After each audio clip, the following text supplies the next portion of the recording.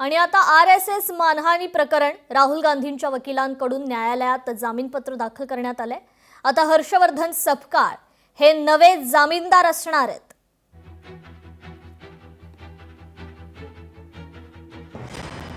आज त्यांच्या जामिनासाठी महाराष्ट्र प्रदेश काँग्रेस कमिटीचे जे प्रेसिडेंट आहेत हर्षवर्धन सकपाळजी, आज आम्ही त्यांचे बेलचे पेपर माननीय भिवंडी न्यायालयासमोर प्रस्तुत केलं आणि कोर्टाने ते ऍक्सेप्ट केलेलं आहे। त्यामुळे आपले भिवंडीचे न्यायाधीश वळसे साहेब यांनी तसा आदेश दिला की तुम्ही नवीन जामीन द्यावं आणि मग न्यायालयाच्या आदेशाप्रमाणे व भारतीय नागरिक सुरक्षा संहितेप्रमाणे आम्ही फ्रेश जामीन आज सबमिट केलं आणि भिवंडी न्यायालयाने ते ऍक्सेप्ट केलेलं आहे।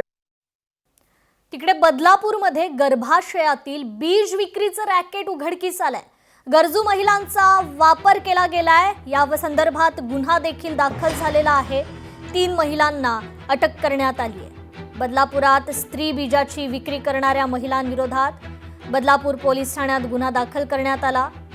या महिला स्त्री बीज वाढवण्यासाठी लागणारे इंजेक्शन देऊन त्या महिलांचं स्त्री बीज काढून त्याची विक्री करत होत्या।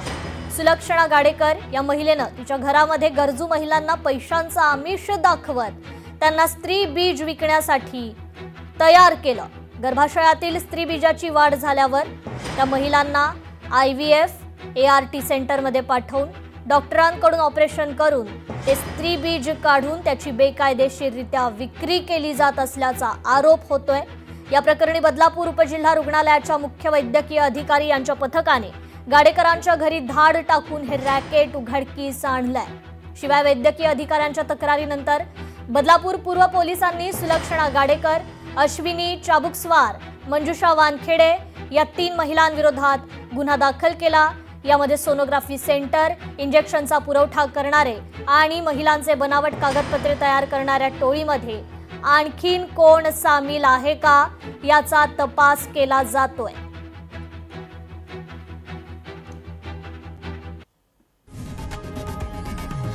लोकशाही मराठी ऐका, पहा, जागरूक रहा।